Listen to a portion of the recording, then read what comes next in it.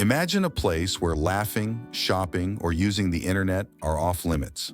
On top of that, you'd have to deal with frequent power outages at night. While this might sound like a scene from a dystopian novel, it's the reality for 25 million people in North Korea. This is the dark side of North Korea. After World War II, two nations emerged on the Korean peninsula, each influenced by different powers. South Korea and North Korea, backed by their respective allies, entered a prolonged state of Cold War. Kim Il-sung, a key figure in North Korean history and the grandfather of Kim Jong-un, was born in Korea and later moved to Manchuria, where he joined fighters against the Japanese occupation.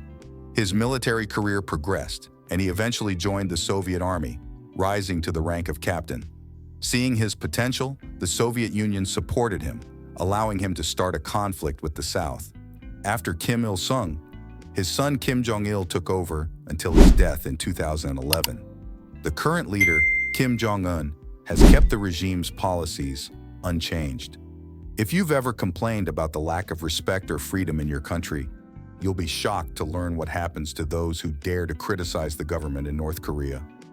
The political situation in North Korea is marked by extreme oppression. Citizens are constantly monitored, both in their physical interactions and online activities. From an early age, they are indoctrinated to think in a specific way, leaving no room for dissent. As a North Korean, you live isolated from the rest of the world and can't leave the country without government permission. Only a select few, like diplomats, exceptional students, skilled workers, and athletes, are allowed to travel abroad.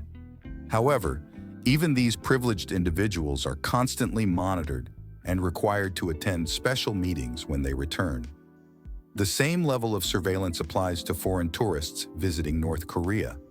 During their trips, a guide lays down strict rules about dress, communication, and behavior. Taking photos in certain areas or walking around alone is forbidden. Tours are always accompanied by a guide who watches every move.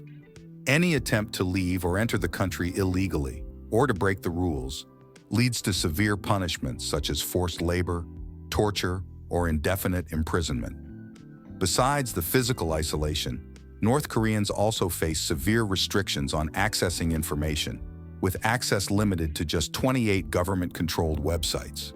The websites available in North Korea provide very limited content, including typical recipes, local news, and information about the country's universities. Anyone caught consuming foreign media risks being sent to political prison camps or even executed. The country ranks last in the world for press freedom, holding the 180th position out of 180 countries, reflecting the most critical situation globally in this regard. This extreme censorship happens because the government wants to prevent any outside influence that might undermine the indoctrination that glorifies the Kim dynasty and vilifies other countries, especially the United States and South Korea. The Kim family has also rewritten history, claiming that Kim Il-sung single-handedly freed Korea from Japanese occupation. He is revered as a heavenly leader, with statues of him scattered throughout the country. His birthday is celebrated at the end of December. However, North Koreans aren't allowed to celebrate this date freely. Another strict government rule bans laughing, drinking alcohol, or participating in any leisure activities or celebrations during the mourning period for Kim Jong-il. Each year, starting on December 17th, there's an official 10-day mourning period. In 2021, marking the 10th anniversary of Kim Jong-il's death, the mourning period was extended to 11 days. Anyone who disobeys this rule is arrested and treated like a criminal. In addition to monitoring and restricting access to information, the North Korean government even controls people's physical appearance. There's an official list of approved haircuts, with 14 options for women and 14 for men, making a total of 28 styles. Recently, the country also banned 9 fashion styles, including tight pants, jeans, leather jackets, trench coats, spiked hairstyles, brightly colored hair, ripped jeans, mohawks, and nose piercings. Those who defy these norms risk being sent to labor camps, known as kwanliso. In these camps, political prisoners and their families are forced to work under extreme conditions. Many innocent people end up in these camps due to the 3-generation punishment policy. This means that up to 3 generations of a prisoner's family can be sent to the camp, whether they are guilty or not. Simply associating with former inmates or North Korean defectors is enough to be considered guilty. Camps like Kwanliso, 15 and 16, can hold up to 20,000 prisoners each.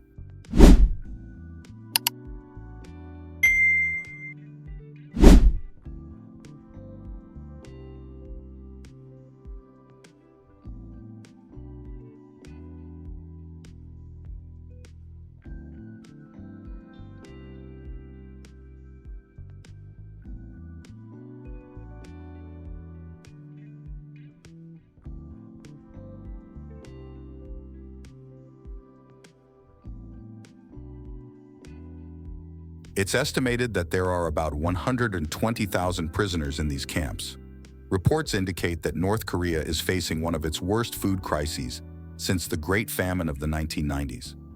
About 5% of the population, or roughly 1 million people, are suffering from food insecurity. The country resists opening its economy and insists on self-sufficiency, despite having land that's not suitable for farming. The pandemic has made North Korea's crisis even worse, with the country sticking to strict policies of reducing imports and closing borders. Although some international organizations have offered aid to combat the food shortages, North Korean state media discourage relying on external assistance, likening it to eating poisoned candy. According to the World Food Program, about 40% of the population depends on humanitarian aid. The situation is so dire that the government instructs its citizens to use human waste as fertilizer to boost agricultural production, requiring each person to produce 150 kilograms of manure and work in state factories. Additionally, electricity supply continues to be a challenge. During Kim Jong-il's rule, power was often cut off at night, but under Kim Jong-un, there was a brief improvement with streetlights staying on at night. However, this improvement was temporary due to increased demand in Pyongyang. Currently, provinces outside the capital operate with energy quotas, and any excess is redirected to Pyongyang. If a citizen exceeds their daily electricity quota, they have to spend the rest of the day in the dark. Another intriguing aspect involves a conspiracy theory that emerged in April 2020, claiming that Kim Jong-un had been replaced by a body double after disappearing from public view for weeks, leading to speculation about his health. Rumors suggested that a stand-in was performing his duties, while the real Kim was either dead or incapacitated. South Korean intelligence investigated these claims and confirmed that the leader seen in public was indeed Kim Jong-un, based on detailed analyses of videos and facial and body recognition techniques. Still, some theories suggest that North Korea could be using old footage to hide the truth about their leader, given the regime's secretive nature. North Korea is often unpredictable, but there's hope that one day its people might live in a freer environment. What do you think about all this? Do you want to visit this country in person? Share this video with someone who might be interested. See you next time.